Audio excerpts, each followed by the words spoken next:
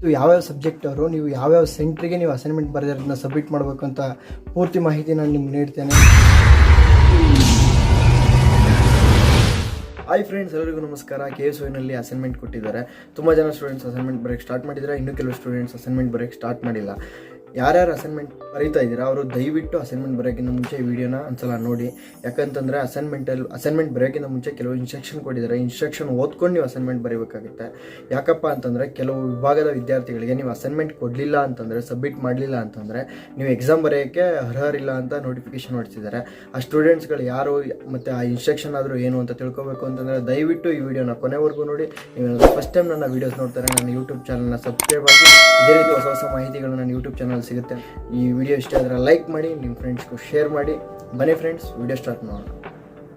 2021 July ಸೈಕಲ್ನಲ್ಲಿ ಯಾರ್ಯಾರು admission ಆಗಿದ್ದೀರಾ ಅವ್ರಿಗೆಲ್ಲ ಇಂಟರ್ನಲ್ ಅಸೈನ್ಮೆಂಟ್ ಬಿಟ್ಟಿದ್ದಾರೆ. ಅದರಲ್ಲಿ ನಾನೀಗ ಫಸ್ಟ್ ಇಯರ್ BA ಜುಲೈ ಸೈಕಲ್ನಲ್ಲಿ ಅಡ್ಮಿಷನ್ ಆಗಿರೋರಿಗೆ ಎಲ್ರಿಗೂ ಅಸೈನ್ಮೆಂಟ್ ಡೀಟೇಲ್ಸ್ ಹೇಳ್ತಾ ಇದ್ದೀನಿ. ದಯವಿಟ್ಟು ಈ ಮಾಹಿತಿನ ಕೊನೆವರೆಗೂ ನೋಡಿ.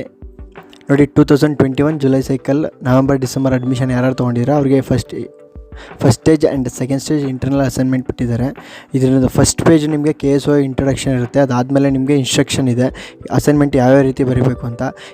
ನೋಡಿ, ನಿಮಗೆ ಪಾಲಿಸಬೇಕಾದ ಅಂಶಗಳು ಅಂತ ನೀಡಿದ್ದಾರೆ. ಇದರಲ್ಲಿ UGC ರೂಲ್ಸ್ ಪ್ರಕಾರ ಆಂತರಿಕ ಮೌಲ್ಯಮಾಪನ ಮತ್ತು ವರ್ಷಾಂತ ಪರೀಕ್ಷೆಗಳನ್ನು ಒಳಗೊಂಡಿರುತ್ತದೆ ಅಂತ ರೂಲ್ಸ್ ಇದೆ.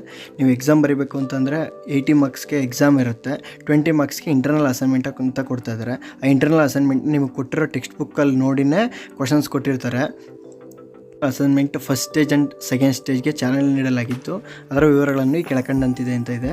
ಇದರಲ್ಲಿ ನೀವು ಪ್ರತಿಯೊಂದು ಇನ್ಸ್ಟ್ರಕ್ಷನ್ನು ನಿಧಾನಕ್ಕೆ 1 ಬಾರಿ ಇಲ್ಲವರೆ 2 ಬಾರಿ ಓದಿ ನೀವು ಅಸೈನ್ಮೆಂಟ್ ಬರೋಕ್ಕಿಂತ ಮುಂಚೆ ಆ ಮಾಹಿತಿಗಳನ್ನು ತಿಳ್ಕೊಂಡು ಆಮೇಲೆ ಅಸೈನ್ಮೆಂಟ್ ಬರೀರಿ.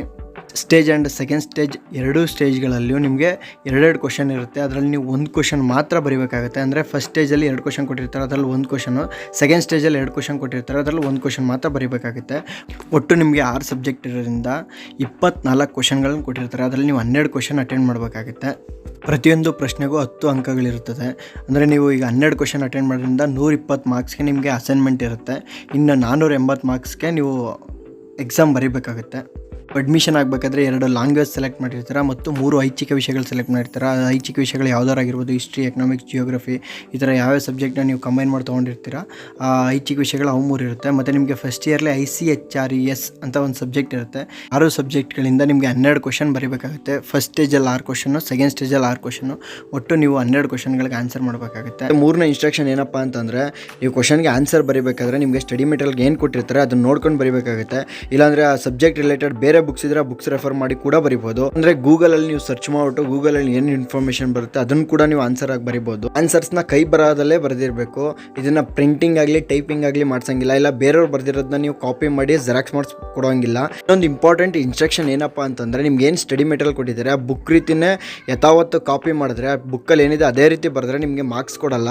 ನೀವು ಆನ್ಸರ್ನ ನಿಮ್ಮ ಓನ್ ರೈಟಿಂಗಲ್ಲಿ ನೀವು ಆನ್ಸರ್ ಯಾವ ರೀತಿ ಬರೀತೀರಾ ಆ ರೀತಿ ಬರೀಬೇಕಾಗುತ್ತೆ. ನೆಕ್ಸ್ಟ್ ಇನ್ಸ್ಟ್ರಕ್ಷನ್ ಏನಪ್ಪಾ ಅಂತಂದ್ರೆ, ನೀವು ಪ್ರತಿಯೊಂದು ಆನ್ಸರ್ಗಳನ್ನು A4 ಶೀಟಲ್ಲೇ ಬರೀಬೇಕು. ಬ್ಲೂ ಬುಕ್ ಆಗಲಿ ಬೇರೆ ಬುಕ್ಗಳನ್ನ ಯೂಸ್ ಮಾಡೋಂಗಿಲ್ಲ, A4 ಶೀಟಲ್ಲೇ ಬರೀಬೇಕು. ಮತ್ತು ಫ್ರಂಟ್ ಶೀಟಲ್ಲಿ ನಿಮ್ಮ ನೇಮು, ನಿಮ್ಮ ರಿಜಿಸ್ಟರ್ ನಂಬರು, ನಿಮ್ದು ಯಾವ ಕೋರ್ಸು ಮತ್ತು ನಿಮ್ಮ ಮೊಬೈಲ್ ನಂಬರ್, ನಿಮ್ಮ ಫುಲ್ ಡೀಟೇಲ್ಸ್ನ ಬರೀಬೇಕಾಗುತ್ತೆ. ಅಸೈನ್ಮೆಂಟ್ ಎಲ್ಲ ಬರೆದು ಪ್ಯಾಕ್ ಮಾಡಾದ್ಮೇಲೆ ನೀವು ಅದನ್ನು A4 ಶೀಟಲ್ಲಿ ಪ್ಯಾಕ್ ಮಾಡಿ KSYಗೆ ಪೋಸ್ಟ್ ಮಾಡಬೇಕಾಗುತ್ತೆ. ಅದ್ರ ಮೇಲೆ ನಿಮ್ಮದು ಡೀಟೇಲ್ಸು ಮತ್ತು ಫ್ರಮ್ ಟು ಅಡ್ರೆಸ್ ಎರಡನ್ನೂ ಕೂಡ ಬರೀಬೇಕಾಗುತ್ತೆ. ಅದಕ್ಕೆ ನೀವು ಸ್ಪೈರಲ್ ಬೈಂಡಿಂಗ್ ಆಗಲಿ ಅಥವಾ ಇನ್ನೂ ಪ್ಲಾಸ್ಟಿಕ್ ಅವಶ್ಯಕತೆ ಇಲ್ಲ ಅಂತ ಕೊಟ್ಟಿದ್ದಾರೆ. ಪ್ಲಾಸ್ಟಿಕ್ ಅವಾಯ್ಡ್ ಮಾಡೋದ್ರಿಂದ ಈ ನೋಟಿಫಿಕೇಶನ್ ಹೊಡಿಸಿದ್ದಾರೆ. ಯಾವುದೇ ರೀತಿಯಾದಂಥ ಪ್ಲಾಸ್ಟಿಕ್ ಕವರ್ಸ್ ಆಗಲಿ ಇಲ್ಲ ಪ್ಲಾಸ್ಟಿಕ್ ಸ್ಪೈರಲ್ ಬೈಂಡಿಂಗ್ ಆಗಲಿ ಯೂಸ್ ಮಾಡೋ ಅವಶ್ಯಕತೆ ಇರಲ್ಲ. ಇಂಪಾರ್ಟೆಂಟ್ ವಿಷಯ ಏನಪ್ಪ ಅಂತಂದರೆ, BA ವಿದ್ಯಾರ್ಥಿಗಳು, ಇದು BA ವಿದ್ಯಾರ್ಥಿಗಳಿಗೆ ಮಾತ್ರ. BA ವಿದ್ಯಾರ್ಥಿಗಳು ಮೈಸೂರು ಕೇಂದ್ರ ಹೊರತುಪಡಿಸಿ ನೀವು ಎಲ್ಲೆಲ್ಲಿ ಅಡ್ಮಿಷನ್ ಆಗಿರ್ತೀರೋ ಆ ಅಡ್ಮಿಷನ್ಗೆ ನಿಮ್ಮ ಅಸೈನ್ಮೆಂಟ್ನ ಸಬ್ಮಿಟ್ ಮಾಡಬೇಕಾಗುತ್ತೆ. ಮೈಸೂರವ್ರು ಮಾತ್ರ ಇಲ್ಲಿ ಬೇರೆ ಅಡ್ರೆಸ್ ಕೊಟ್ಟಿದ್ದಾರಲ್ಲ ಆ ಅಡ್ರೆಸ್ಸಿಗೆ ಸೆಂಡ್ ಮಾಡಬೇಕಾಗುತ್ತೆ. ಮೈಸೂರು ಬಿಟ್ಟು ಬೇರೆ ಸೆಂಟರ್ಗಳಲ್ಲಿ ಯಾರು ಅಡ್ಮಿಷನ್ ಆಗಿದ್ದೀರೋ ನಿಮ್ಮ ಪ್ರಾದೇಶಿಕ ಕೇಂದ್ರಕ್ಕೆ ನೀವು ಸಬ್ಮಿಟ್ ಮಾಡಬೇಕು. ಬೇರೆ ಕೇಂದ್ರಗಳಿಗೆ ನೀವು ಸಬ್ಮಿಟ್ ಮಾಡಿದ್ರೆ ಅದನ್ನು ಕನ್ಸಿಡರ್ ಮಾಡಲ್ಲ. ಅದ್ರ ರಿಜಿಸ್ಟ್ರೇಷನ್ ಪೋಸ್ಟ್ ಮುಖಾಂತರ ಕಳಿಸ್ತೀನಿ ಅಂತಂದರೆ, ನೀವು ರಿಜಿಸ್ಟ್ರೇಷನ್ ಮಾಡಬೇಕಾದ್ರೆ ನಿಮಗೊಂದು ಸ್ಲಿಪ್ ಬರುತ್ತೆ, ಅಕ್ನಾಲಜ್ಮೆಂಟ್ ಸ್ಲಿಪ್ಪು. ಅದನ್ನು ದಯವಿಟ್ಟು ಜೋಪಾನವಾಗಿ ಕಾಪಾಡ್ಕೊಳ್ಳಿ. ಇನ್ ಕೇಸ್ ಅದು ಹೋಗಿಲ್ಲ ಅಂತಂದಾಗ ಅದರ ಅಪ್ಡೇಟೆಡ್ ಡೀಟೇಲ್ಸ್ ಎಲ್ಲ ನೀವು ಕೊಡಬೇಕಾಗುತ್ತೆ. ಮೈಸೂರು KSY ಯಾರ್ಯಾರು ಸೆಲೆಕ್ಟ್ ಮಾಡ್ಕೊಂಡು ಆ ಸೆಂಟ್ರಲ್ಲಿ ಅಡ್ಮಿಷನ್ ಆಗಿದ್ದೀರಾ ಅವ್ರಿಗೆ ಈ ಅಡ್ರೆಸ್ ಕೊಟ್ಟಿದ್ದಾರಲ್ಲ ಈ ಅಡ್ರೆಸ್ಗೆ ನೀವು ಕಳಿಸ್ಬೇಕಾಗುತ್ತೆ. ಬನ್ಮಯ್ಯ ಕಾಲೇಜು ಬಸ್ ಸ್ಟ್ಯಾಂಡ್ ಆಪೋಸಿಟ್ ಇದೆಯಲ್ಲ, ಈ ಅಡ್ರೆಸ್ ಬರದೆ 2 ಅಡ್ರೆಸ್ಸು ಅದೇ ಕಾಲೇಜಿಗೆ ಕೊಡಬೇಕು. ಇಲ್ಲಾಂತಾರೆ ನೀವೇ ಹೋಗಿ ಖುದ್ದಾಗಿ ಕೊಡ್ಬೋದು, ಇಲ್ಲ ಪೋಸ್ಟ್ ಮುಖಾಂತರ ಬೇಕಾದ್ರೂ ನೀವು ಕಳಿಸ್ಬೋದು. ಅಸೈನ್ಮೆಂಟ್ ಬರೀಬೇಕಾದ್ರೆ ನಿಮ್ಗೆ ಯಾವುದೇ ರೀತಿಯಾದಂಥ ಡೌಟ್ಗಳು ಬಂತು ಅಂದರೆ ನಿಮ್ಮ ಲೆಕ್ಚರರ್ಸ್ನ ಕಾಂಟ್ಯಾಕ್ಟ್ ಮಾಡ್ಬೋದು. ಅದ್ರ ನಂಬರ್ ಡೀಟೇಲ್ಸ್ ಎಲ್ಲ KSU ವೆಬ್ಸೈಟಲ್ಲೇ ಇದೆ. ಮತ್ತು ನಿಮಗೆ ಅಲ್ಲಿ ಅಸೈನ್ಮೆಂಟ್ ಸಬ್ಮಿಟ್ ಮಾಡೋಕ್ಕೆ ಲಾಸ್ಟ್ ಡೇಟು 31/3/2022 ಆಗಿದೆ. ಅಷ್ಟರೊಳಗಡೆ ದಯವಿಟ್ಟು ಎಲ್ಲ ವಿದ್ಯಾರ್ಥಿಗಳು ಅಸೈನ್ಮೆಂಟ್ ಬರೆದು ಸಬ್ಮಿಟ್ ಮಾಡಿ. ಸೇಮ್ ಇನ್ಸ್ಟ್ರಕ್ಷನ್ ನಿಮಗೆ ಇಂಗ್ಲೀಷ್ ವರ್ಷನಲ್ಲಿ ಕೂಡ ಇದೆ, ನೋಡ್ಕೊಳ್ಳಿ. ಇವಾಗ ನಾನು MA ಅಸೈನ್ಮೆಂಟ್ ನೋಟಿಫಿಕೇಷನ್ ಓಪನ್ ಮಾಡ್ತಾ ಇದ್ದೀನಿ. ಅದರಲ್ಲಿರೋ ಇನ್ಸ್ಟ್ರಕ್ಷನ್ನು ಆಲ್ಮೋಸ್ಟ್ BA ಇನ್ಸ್ಟ್ರಕ್ಷನ್ ಏನಿದೆ ಆಲ್ಮೋಸ್ಟ್ ಸೇಮ್ ಇದೆ. ಕೆಲವೊಂದು ಮಾತ್ರ ಚೇಂಜ್ ಇದೆ. ಅದು ಯಾವುದು ಅಂತ ಹೇಳ್ತೀನಿ, ನೋಡ್ಕೊಳ್ಳಿ. July cycle November December 2021-22 internal assignment, first stage and second stage assignment first year MA ಆದವ್ರಿಗೆ ನೋಡಿ. ಪ್ರತಿಯೊಂದು ಇಂಟರ್ನಲ್ ಅಸೈನ್ಮೆಂಟ್ ಕ್ವಶನ್ಸಲ್ಲಿ ಇನ್ಸ್ಟ್ರಕ್ಷನ್ ಕೊಟ್ಟಿದ್ದಾರೆ. ಪ್ರತಿಯೊಂದು ಇನ್ಸ್ಟ್ರಕ್ಷನ್ನು ನೀವು ನಿಧಾನಕ್ಕೆ ಒಂದು ಬಾರಿ ಇಲ್ಲವ್ರು 2 ಬಾರಿ ನೋಡ್ಕೊಳ್ಳಿ. ಆಲ್ಮೋಸ್ಟ್ ಇಲ್ಲಿರೋ ಕೊಟ್ಟಿರೋ ಇನ್ಸ್ಟ್ರಕ್ಷನ್ನು BAದವ್ರಿಗೆ ಏನು ಇನ್ಸ್ಟ್ರಕ್ಷನ್ ಇದೆ ಸೇಮ್ ಇನ್ಸ್ಟ್ರಕ್ಷನ್ MAದವ್ರಿಗೂ ಕೂಡ ಇದೆ. ಅದು ಸ್ಟಾರ್ಟಿಂಗ್ ಏನೇನು ಇನ್ಸ್ಟ್ರಕ್ಷನ್ ಇದೆ ಪ್ರತಿಯೊಂದು ಇದೆ ನೋಡಿ. ಈ ಅಸೈನ್ಮೆಂಟಲ್ಲೂ ಕೂಡ ನಿಮಗೆ ಪ್ರತಿಯೊಂದು ಸ್ಟೇಜಿಗೆ ಫಸ್ಟ್ ಸ್ಟೇಜ್ ಮತ್ತು ಸೆಕೆಂಡ್ ಸ್ಟೇಜ್ಗೆ 2 ಕ್ವಶನ್ ಕೊಟ್ಟಿರ್ತಾರೆ. ಅದರಲ್ಲಿ ನೀವು ಒಂದೊಂದು ಕ್ವಶನ್ ಮಾತ್ರ ಅಟೆಂಡ್ ಮಾಡಬೇಕಾಗುತ್ತೆ. ಬಟ್ ಸಬ್ಜೆಕ್ಟ್ ಸ್ವಲ್ಪ ಚೇಂಜ್ ಇದೆ. ಅವ್ರಿಗೆ 6 ಪತ್ರಿಕೆಗಳಿರುತ್ತೆ, ಇವ್ರಿಗೆ 5 ಪತ್ರಿಕೆಗಳಿರುತ್ತೆ. ಆಲ್ಮೋಸ್ಟ್ ಇನ್ನು ಬೇರೆ ಇನ್ಸ್ಟ್ರಕ್ಷನ್ ಎಲ್ಲ ಪ್ರತಿಯೊಂದು ವಿಭಾಗದ ವಿದ್ಯಾರ್ಥಿಗಳಿಗೆ ಆಲ್ಮೋಸ್ಟ್ ಸೇಮ್ ಇರುತ್ತೆ. ಇನ್ನು ಉಳಿದಿರೋ ಇನ್ಸ್ಟ್ರಕ್ಷನ್ ಎಲ್ಲ ನಿಮಗೆ ಆಲ್ಮೋಸ್ಟ್ BAದಲ್ಲಿ ಏನು ಹೇಳಿದ್ದೀನಿ, BAದವ್ರು ಯಾವ ರೀತಿ ಬರೀಬೇಕಂತ ಆಲ್ಮೋಸ್ಟ್ ಅದೇ ರೀತಿಯೇ MAದವ್ರಿಗೂ ಇರುತ್ತೆ. ನಿಮಗೆ A4 ಶೀಟ್ ಯೂಸ್ ಮಾಡಬೇಕು, ಇನ್ನು ಈ ಥರ ಎಲ್ಲ ಏನು ಇನ್ಸ್ಟ್ರಕ್ಷನ್ ಇದೆ ಆಲ್ಮೋಸ್ಟ್ ಎಲ್ಲ ಸೇಮ್ ಇದೆ. ಮೊದಲೇ ಹೇಳಿದ್ದೀನಿ ಅಂತ ಅನ್ಕೋತೀನಿ, ಮತ್ತೆ ಇನ್ನೊಂದು ಸಲ ಹೇಳೋ ಅವಶ್ಯಕತೆ ಇಲ್ಲ. ಬೇಕು ಅಂದರೆ ನೀವು ಇನ್ನೊಂದು ಸಲ PDF ಫೈಲಲ್ಲಿ ಓದ್ಕೊಳ್ಳಿ. ಇನ್ಸ್ಟ್ರಕ್ಷನ್ನ ಯಾರೂ ಮಿಸ್ ಮಾಡ್ಕೋಬೇಡಿ. ಪ್ರತಿಯೊಬ್ಬ MA ವಿದ್ಯಾರ್ಥಿಗಳು ನಿಮ್ಮ ಇಂಟರ್ನಲ್ ಅಸೈನ್ಮೆಂಟ್ನ ಎಲ್ಲರೂ ಮೈಸೂರು ಪ್ರಾದೇಶಿಕ ಕೇಂದ್ರಕ್ಕೆ ನೀಡಬೇಕು. ನೀವು ಬೇರೆ ಕಡೆ ಅಡ್ಮಿಷನ್ ಆಗಿದ್ದರೂ ಮೈಸೂರಿಗೆ ಸಬ್ಮಿಟ್ ಮಾಡಬೇಕು. ಬೇರೆ ಕಡೆ ಸಬ್ಮಿಟ್ ಮಾಡಿದ್ರೆ ಅದನ್ನು ಕನ್ಸಿಡರ್ ಮಾಡಲ್ಲ ಅಂತ ಹೇಳಿದ್ದಾರೆ. ನೀವು ಬೇರೆ ಕಡೆ ಯಾವುದೇ ಕಾರಣಕ್ಕೂ ಸಬ್ಮಿಟ್ ಮಾಡೋಕ್ಕೆ ಹೋಗಬೇಡಿ. ನಿಮ್ಮ ಅಸೈನ್ಮೆಂಟ್ನ ಮೈಸೂರಿಗೇ ಕಳಿಸಿ. ಇನ್ ಕೇಸ್ ನೀವು ದೂರ ಇತ್ತು ಅಂತಂದರೆ ಬೇಗ ಪೋಸ್ಟ್ ಮಾಡಿ. ನಿಮಗೂ ಲಾಸ್ಟ್ ಡೇಟು 31/3/2022 ಇದೆ. ಇನ್ನು ಕೆಲವು ಸ್ಟೂಡೆಂಟ್ಸ್ಗಳಿಗೆ ಇಂಟರ್ನಲ್ ಅಸೈನ್ಮೆಂಟ್ ಬಿಟ್ಟಿಲ್ಲ MAದವ್ರಿಗೆ, ಮತ್ತು ಕೆಲವರಿಗೆ ಸ್ಟಡಿ ಮೆಟೀರಿಯಲ್ಲು ಸಿಕ್ಕಿಲ್ಲ. ಅವ್ರಿಗೆ ಸಿಕ್ಕಾದ ಮೇಲೆ ಹೊಸ ನೋಟಿಫಿಕೇಶನ್ ಕೊಟ್ಟು ಅದಕ್ಕೂ ಸ್ವಲ್ಪ ಡೇಟ್ ಕೊಡ್ಬೋದು ಅಂತ ಅನ್ಕೋತೀನಿ. ಈಗ ಯಾರು ಕೊಟ್ಟಿದ್ದಾರೆ ಅವರೆಲ್ಲ 31ನೇ ತಾರೀಕು ಒಳಗಡೆ ಬರೆದು ಸಬ್ಮಿಟ್ ಮಾಡಿ, ಯಾರೂ ಮಿಸ್ ಮಾಡ್ಕೋಬೇಡಿ. ಈ ಇನ್ಸ್ಟ್ರಕ್ಷನ್ ಎಲ್ಲ ಇಂಗ್ಲೀಷಲ್ಲಿ ಕೂಡ ಇದೆ, ಬೇಕಾದ್ರೆ ನೀವು PDF ಅಲ್ಲಿ ನೋಡ್ಕೋಬೋದು. ಇನ್ನೊಂದು ಮೇಜರ್ ಇಂಪಾರ್ಟೆಂಟ್, ಇನ್ನು ಮತ್ತೊಮ್ಮೆ ಹೇಳ್ತಾ ಇದ್ದೀನಿ, MA ವಿದ್ಯಾರ್ಥಿಗಳು ದಯವಿಟ್ಟು ನಿಮ್ಮ ಅಸೈನ್ಮೆಂಟ್ನ ಮೈಸೂರು ಸೆಂಟ್ರಿಗೆ ಕೊಡಿ, ಬೇರೆ ಯಾವುದೇ ಸೆಂಟ್ರಿಗೂ ಸಬ್ಮಿಟ್ ಮಾಡೋಕ್ಕೆ ಹೋಗಬೇಡಿ. ವಿಡಿಯೋ ಮೊದಲೇ ಹೇಳಿದ್ದೆ, ಕೆಲವು ವಿಭಾಗದ ವಿದ್ಯಾರ್ಥಿಗಳಿಗೆ ಅಸೈನ್ಮೆಂಟ್ ಸಬ್ಮಿಟ್ ಮಾಡಲಿಲ್ಲ ಅಂತಂದರೆ ಅವರು ಫೈನಲ್ ಇಯರ್ ಎಕ್ಸಾಮ್ಗೆ ಅರ್ಹರಿಲ್ಲ ಅಂತ ನೋಟಿಫಿಕೇಶನ್ ಹೊಡಿಸಿದ್ದಾರೆ ಅಂತ. ಆ ಸ್ಟೂಡೆಂಟ್ಸ್ ಯಾರು ಅಂತಂದರೆ ನೋಡ್ಕೊಳ್ಳಿ, bachelor of library and information science students. ಅವರು ಪ್ರತಿಯೊಂದು ಇಂಟರ್ನಲ್ ಅಸೈನ್ಮೆಂಟ್ನೂ ಸಬ್ಮಿಟ್ ಮಾಡಲೇಬೇಕು. ಇನ್ ಕೇಸ್ ನೀವು ಮಾಡಲಿಲ್ಲ ಅಂತಂದರೆ ಎಕ್ಸಾಮ್ ಬರೆಯೋಕ್ಕೆ ಅವಕಾಶ ಇರೋದಿಲ್ಲ. ಒಂದು ಇಂಪಾರ್ಟೆಂಟ್ ಇನ್ಸ್ಟ್ರಕ್ಷನ್ ಏನಪ್ಪ ಅಂತಂದರೆ, ಇಲ್ಲಿ ಅಡ್ರೆಸ್ ಕೊಟ್ಟಿದ್ದಾರೆ ನೋಡಿ, 2 ಅಡ್ರೆಸ್ಸು. ಈ ಅಡ್ರೆಸ್ಗೆ bachelor of library science and information students ಇದೇ ಅಡ್ರೆಸ್ಗೆ ನೀವು ಯಾವುದೇ ಸೆಂಟರ್ ಆಗಿದ್ದರೂ ನೀವು ಇದೇ ಅಡ್ರೆಸ್ಗೆ ಕಳಿಸ್ಬೇಕಾಗುತ್ತೆ. ಬೇರೆ ಯಾವುದೇ ಸೆಂಟ್ರಿಗೂ ನೀವು ಇಂಟರ್ನಲ್ ಅಸೈನ್ಮೆಂಟ್ ಕಳಿಸಿದ್ರೆ ಅದನ್ನು ಕನ್ಸಿಡರ್ ಮಾಡೋದಿಲ್ಲ. ಈ ಮೇಜರ್ 2 ಇನ್ಸ್ಟ್ರಕ್ಷನ್ ಬಿಟ್ಟರೆ ಇನ್ನು ಆಲ್ಮೋಸ್ಟ್ ಇನ್ಸ್ಟ್ರಕ್ಷನ್ ಎಲ್ಲ ಬೇರೆ ವಿದ್ಯಾರ್ಥಿಗಳಿಗೆ ಯಾವ ರೀತಿ ಇದೆ ಅದೇ ರೀತಿ ಇನ್ಸ್ಟ್ರಕ್ಷನ್ ಇದೆ. ಇದು ನಿಮಗೆ ಇಂಗ್ಲೀಷ್ ಆ್ಯಂಡ್ ಕನ್ನಡ 2 ವರ್ಷನಲ್ಲೂ ಇದೆ. ಇದು PDF ಫೈಲಲ್ಲಿ ನೀವು ಡೌನ್ಲೋಡ್ ಮಾಡ್ಕೊಂಡು ನೋಡ್ಕೋಬೋದು. ನಿಮ್ಮ ಮ್ಯಾಕ್ಸಿಮಮ್ಸ್ 20 ಮಾರ್ಕ್ಸು ಪರ್ ಸಬ್ಜೆಕ್ಟ್ ಇರುತ್ತೆ. ನಮ್ಮಲ್ಲಿ 8 ಸಬ್ಜೆಕ್ಟ್ ಇದೆ, 6 ಥಿಯರಿ ಮತ್ತು 2 ಪ್ರಾಕ್ಟಿಕಲ್ ಇರೋದ್ರಿಂದ ನೀವು 8 ಸಬ್ಜೆಕ್ಟು 20 ಮಾರ್ಕ್ಸ್ಗೆ ಅಸೈನ್ಮೆಂಟ್ ಬರೀಬೇಕಾಗುತ್ತೆ. ಇನ್ನು 80 ಮಾರ್ಕ್ಸ್ಗೆ ಎಕ್ಸಾಮ್ ಇರುತ್ತೆ. ಬೇರೆ ಸ್ಟೂಡೆಂಟ್ಸ್ಗಳಿಗೆಲ್ಲ 2 ಕ್ವಶನ್ ಕೊಟ್ಟು 1 ಕ್ವಶನ್ ಮಾತ್ರ ಬರೀರಿ ಅಂತ ಅಸೈನ್ಮೆಂಟ್ ಕ್ವಶನ್ಸ್ ಕೊಟ್ಟಿದ್ದಾರೆ. But bachelor of library science and information ಸ್ಟೂಡೆಂಟ್ಸ್ಗಳಿಗೆ ಒಂದೊಂದೇ ಕ್ವಶನ್ ಕೊಟ್ಟಿದ್ದಾರೆ. ಒಟ್ಟು ನೀವು ಎಷ್ಟು ಸಬ್ಜೆಕ್ಟ್ ಇದೆ ಅಷ್ಟು ಸಬ್ಜೆಕ್ಟ್ಗೂ ಕ್ವಶನ್ ಕೊಟ್ಟಿದ್ದಾರೆ. ಪ್ರತಿಯೊಂದು ಕ್ವಶನ್ಗೂ ನೀವು ಆನ್ಸರ್ ಬರೀಲೇಬೇಕು. ಬೇರೆ ವಿದ್ಯಾರ್ಥಿಗಳಿಗೆ ಆಪ್ಷನ್ ಕೊಟ್ಟಿದ್ದಾರೆ, ಒಂದು ಕ್ವಶನ್ ಚೂಸ್ ಮಾಡ್ಕೊಂಡು ಯಾವ್ದು ಬೇಕೋ ಅದನ್ನು ಬರೀಬೋದು. ಬಟ್ ನಮಗೆ ಆ ಚೂಸ್ ಇಲ್ಲ. ನೀವು ಯಾವ ಕ್ವಶನ್ ಕೊಟ್ಟಿದ್ದೀರೋ ಪ್ರತಿಯೊಂದು ಕ್ವಶನ್ಗೂ ನೀವು ಆನ್ಸರ್ ಮಾಡಲೇಬೇಕಾಗುತ್ತೆ. ಮೊದಲೇ ಹೇಳಿದ ಹಾಗೆ 20 ಮಾರ್ಕ್ಸ್ ನಿಮಗೆ ಅಸೈನ್ಮೆಂಟ್ ಇರುತ್ತೆ, 80 ಮಾರ್ಕ್ಸ್ ಎಕ್ಸಾಮ್ಗೆ ಇರುತ್ತೆ.